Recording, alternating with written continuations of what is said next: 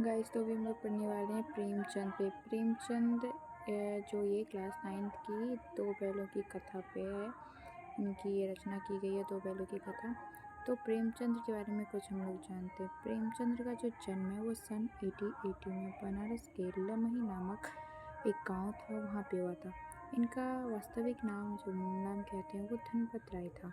प्रेमचंद का बचपन जो था ना बहुत ही अभाव, मतलब उन्हें बहुत ही अभाव में बीता था। उन्हें शिक्षा जो थी वो BA तक ही हो पाई थी, उसके आगे वो नहीं पढ़ पाए थे। उन्होंने शिक्षा विभाग में नौकरी की, परंतु असहयोग आंदोलन में सक्रिय भाग लेने के लिए सरकारी नौकरी से त्याग पत्र दे दिया। उन्होंने उस वक्त सरकारी नौकरी को छोड़ दिया था, त्याग दिया था। लेखन कार्य के प्रति पूरी तरह समर्पित हो गए और वो लिखने के कार्य के प्रति मतलब लेखक बनने के लिए पूरी तरह समर्पित हो गए। सन 1936 में इस महान कथाकार का देहांत हो गया और बहुत ही दुखदजनक बात है कि 1936 में ईस्वी में हमारे प्रेमचंद्र जी का मृत्यु मतलब देहांत हो चुका गया था। प्रेमचंद्र ने अनेकों कहानियाँ लिखी थी। प्रेमचंद्र की पहली कहानी है मानसरोवर। मानसरोवर जो थे वो 8 भागों में संकलित है। सेवा सदन, प्रेमाश्रम, रंगभूमि, कायाकल्प, निर्मला, गबन, कर्मभूमि, गोदान उनके प्रमुख उपन्यास हैं।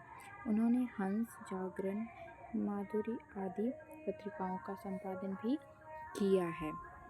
लेखन भी प्रचुर मात्रा में किया। प्रेमचंद साहित्य को सामाजिक परिवर्तन का सशक्त माध्यम मानते थे। उन्होंने जिस गांव और शहर के परिवेश को देखा और जिया, उसकी अभिव्यक्ति उनके कथा साहित्य में मिलती है। मतलब वो जैसे गांव जैसे शहर में रहे, वहाँ उन्होंने जो देखा जो अनुभव किया वही उनके साहित्य में मिलती है। किसान हो या मजदूर को दयनीय स्थिति, दलितों का शोषण, समाज में स्त्री की दुर्दशा और स्वाधीनता आंदोलन आदि उनकी रचनाओं की मूल विषय थे।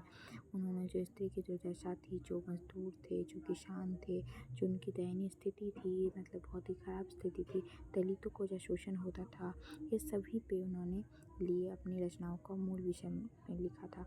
प्रेमचंद्र के कथा साहित्य का संसार बहुत व्यापक है। उनमें मनुष्य ही नहीं पशु पक्षी को भी अद्भुत आत्मीयता मिली है। बड़ी से बड़ी बात को सरल भाषा में सीधे और संक्षेप में कहना प्रेमचंद का लेखन की प्रमुख विशेषता है। उन्होंने केवल जो है बड़ी से बड़ी बात ही नहीं, उन्होंने पशु पक्षी मनुष्य के साथ का ही सिर्फ नहीं, पशु पक्षी के बारे में भी लिखा था। उन्होंने बड़ी से बड़ी बात को सरल भाषा में लिखा था और संक्षेप में लिखा था। उनकी भाषा सरल, सजीव और एवं मुहावरेदार होती थी। मतलब उनकी जो भाषा थी जो वो लिखते थे बहुत ही सरल रहती थी, बहुत ही सजीव और मुहावरेदार रहती थी, जो कि समझने और पढ़ने में आसानी होती थी तभी के समय में। तथा उन्होंने लोक प्रचलित शब्दों का प्रयोग कुशलतापूर्वक किया है और जो लोक प्रचलित उस भाषा थी, शब्द थी, उसी को ही उन्होंने कुशलतापूर्वक प्रयोग किया था।